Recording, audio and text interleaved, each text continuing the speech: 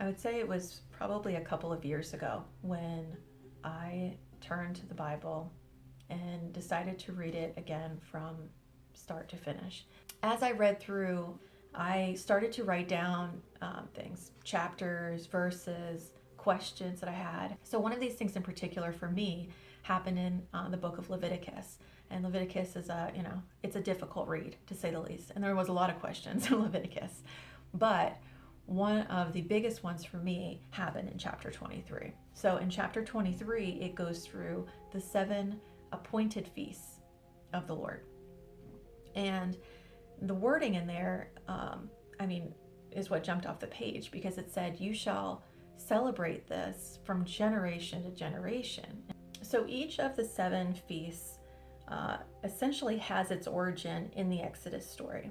So Moses leads the people out of slavery in Egypt. There's essentially the Passover, right, where they put blood on the doorposts of their home. Then they leave in haste. They don't even have time for their bread to leaven. And as they make their way through, they're living in these tents, essentially. They're camping.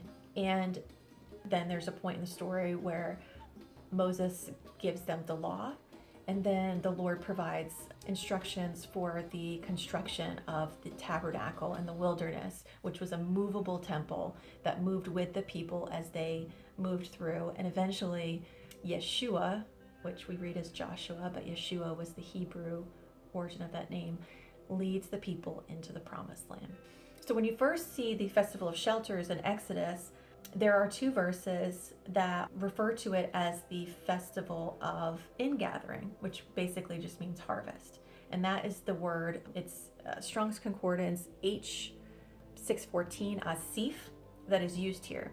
Now, when you get to Deuteronomy 16:16, another sort of layer is added. And this feast actually becomes one of 3 out of the 7 that are dictated as pilgrimage feasts. So the men were required by Jewish law to return during that festival. And this is significant, and I'll jump into that in a little bit later. It also changes the name of the Festival of Ingathering here to the Festival of Sukkot, which corresponds to Strong's H5521, Sukkah. And a sukkah is literally a thicket. It's essentially a temporary structure made out of branches and such. Now you get ahead to Leviticus 23, which is where I first really saw this. So it took me, this is my 4th mention of the Festival of Shelters before I actually got it. That in and of itself, I think, is significant. Like, how many times does God need to tell us before we actually hear it? Apparently for me, it was 4 times. So hopefully you guys can hear this once and it will kind of stick in for you.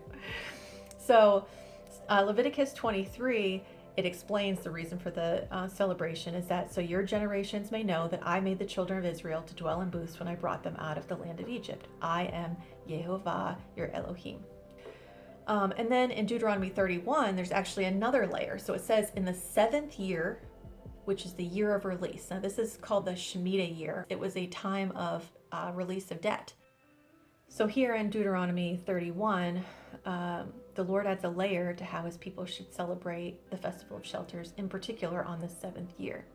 And Moses commanded them at the end of every 7 years, at the set time in the year of release, at the Feast of Booths, Festival of Shelters, when all Israel comes to appear before the Lord your God at the place he will choose, you shall read this law before all Israel in their hearing. Assemble the people, men, women, and little ones, and the sojourner within your towns, that they may hear and learn to fear the Lord your God, and be careful to do all the words of his law, and that their children who have not known it may hear and learn to fear the Lord your God, as long as you live in the land you are going over the Jordan to possess. So it's a time of final harvest, right? So it's at the end of the agricultural season.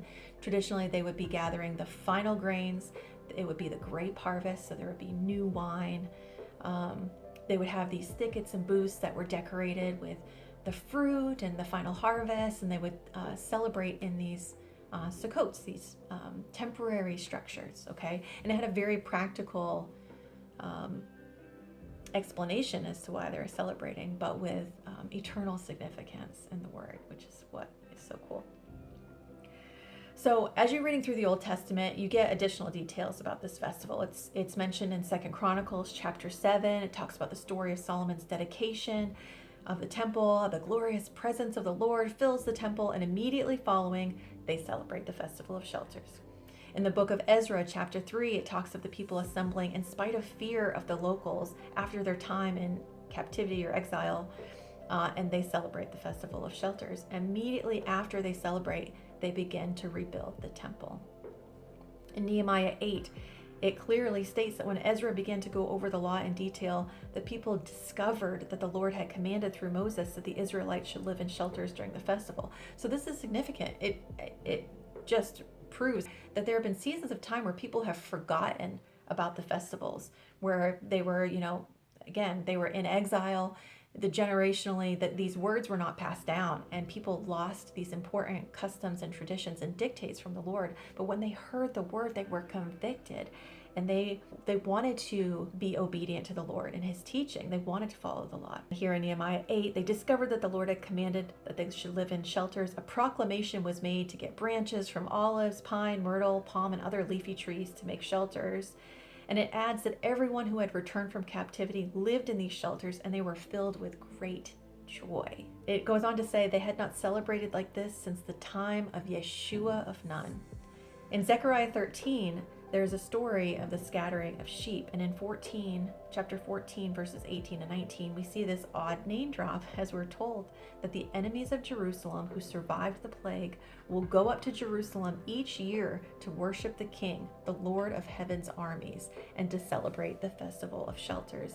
And it issues this dire warning that any nation that refuses to celebrate the festival will have no rain. The Lord will punish them with a plague. So this is kind of a big deal, because the end of the harvest season ushers in the rainy season.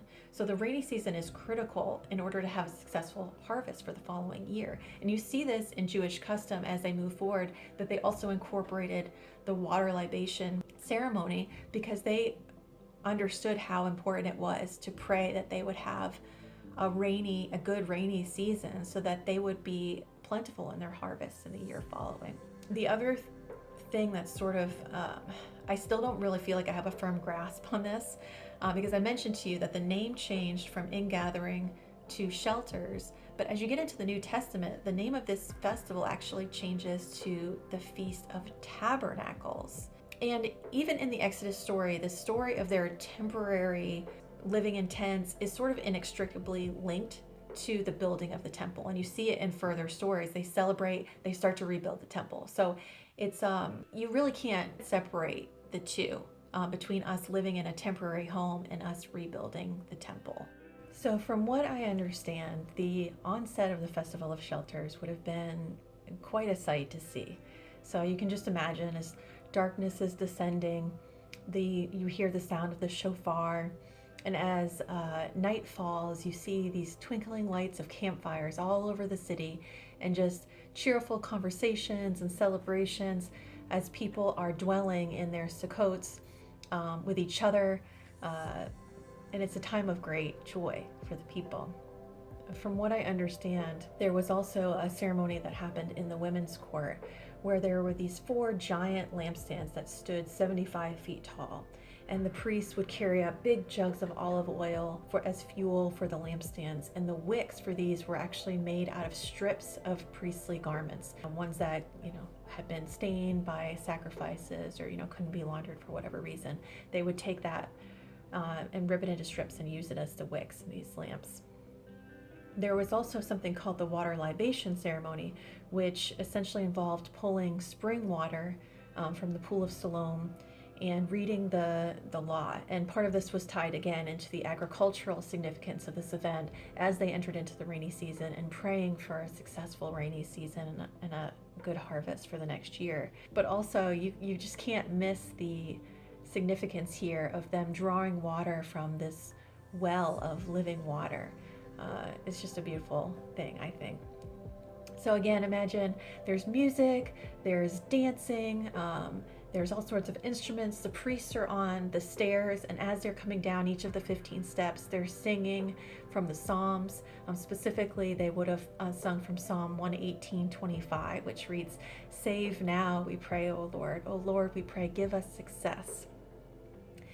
So what completely blew my mind when I was reading about the Festival of Shelters was that some posit that Jesus, Yeshua, was actually born during the Feast of Tabernacles. And the reasoning they give for this is based on a few different factors. One is the timing of the pregnancy and birth of John the Baptist, which, check it out, do your own research. Secondly, because the Festival of Shelters was one of 3 required pilgrimages, it would have been a good reason why Joseph had to return at the time of Jesus' birth when he's got a pregnant wife in tow for the census. And it would make sense theoretically that the leaders would organize a census during one of these holidays because people had to be there anyway.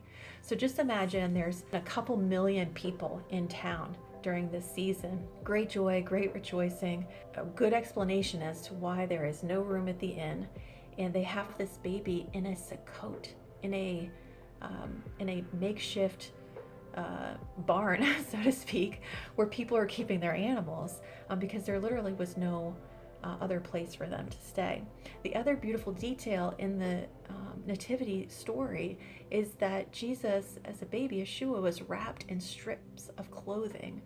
And once you sort of understand some of the customs of that time, to consider that they could have actually used strips of priestly garments that were also used in the temple lighting is just incredible to me. So for those who believe that the Feast of Dedication, Hanukkah, the Christmas season, has significance to Jesus' birth story, it's actually possible that both could be correct. Because if Jesus was born during the Feast of Tabernacles, falling between September and October, he would have been conceived in December. Isn't that crazy? So in theory, we could actually be celebrating the conception in December and then his actual birth in September, October, which I think is so cool. There's also a verse in John 1 that's very interesting once you have the context of the Festival of Shelters, and it's found in John 1:14, and it says, "And the Word became flesh and dwelt among us, and we have seen his glory as of the only Son from the Father, full of grace and truth." Now, if you actually look for the word dwelt here in the Greek is skenu, which corresponds with Strong's G4637, and it literally means a dwelling or tabernacle. So Jesus came to dwell, to tabernacle with his people. As we fast forward to the time of Jesus' ministry, we read in Matthew 17:4, Mark 9:5, and Luke 9:33, Peter says to Yeshua, "Let us make here 3 tabernacles." This is G4633 skene, which means tent, tabernacle, movable temple of God.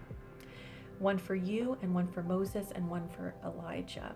And in the book of John, the Festival of Tabernacles, which here corresponds to Strong's G4634, which is in the Greek, I can't pronounce it, skenopatia, maybe, meaning construction of the tabernacle, is also represented. It is here in John 7 that Jesus speaks to the crowds. So you can just imagine, there's millions of people in the temple, they're all celebrating and doing their thing, and Jesus just arrives on the scene and begins speaking to the crowds. And can you even imagine how upset I wanted to curse there, but like how incredibly upset the religious leaders were that this nobody came and decided that he was going to start preaching to the people and had this captive audience of millions of believers at that time. So Jesus comes, he speaks to the crowd, and what does he say? He promises living water. He proclaims himself as the light of the world.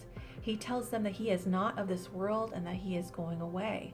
He heals the blind man and explains that represents him coming to heal spiritual blindness. And he tells the story of the good shepherd and his sheep. He reminds the people that he is the gate for his sheep. When you go into the book of Hebrews, chapter 8, it gives you additional insight describing Yeshua as the high priest who ministers in the heavenly tabernacle, skene, which the Lord made, not man. It spells out clearly the early tabernacle and the laws of the world were merely a copy, a shadow of the real one in heaven. In the new covenant, God will put his laws in our minds and on our hearts so that we should not have need to teach our neighbors, for everyone from least to greatest will know him already. And in Hebrews 9:11 it's reiterated again.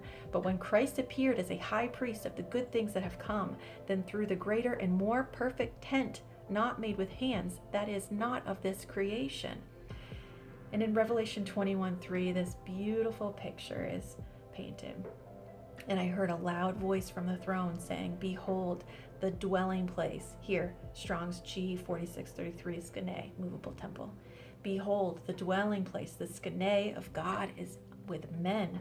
He will dwell, skenu, with them, and they will be his people." So why is it important for me to make this video today, aside from the fact that I'm just geeking out of the Festival of Shelters and I freaking love the 7 feasts so much? Because it is still as relevant to Christians today as it was to the Jews 2,000 years ago. And I don't understand why we don't talk about this, why we don't celebrate this, why we don't at the very least honor the season that we are in. So again, this week I'm celebrating Sukkot with my family. I look like a crazy person to every Christian around me, but this is part of God's holy calendar. And we need to get on it. I mean, quite frankly, we need to recognize that these are holy, appointed times where we should honor God and recognize the times and the seasons that he created for us, to recognize their historical significance so that we aren't shocked or surprised or confused when things are happening and changing in the world. This festival is just a reminder that we are temporary, that we are in temporary bodies, that this is not our home, and that he is preparing a place for us eternal. Just as once the Lord led the Israelites through the wilderness in temporary homes with a movable temple that abided with the people and moved with them as they traveled to the promised land, we too are making that spiritual journey. It's just one way that we can honor God is to show up. In John 15:4 it reads, "Abide in me and I in you. As the branch cannot bear fruit by itself unless it abides in the vine, neither can you unless you abide in me." And in 2 Corinthians, "For we know that if the tent that is our earthly home, skenos, is destroyed, we have a building from God, a house not made with hands, eternal in the heavens." So I just want to leave you with that promise today. Happy Sukkot. God bless you. Peace be with you.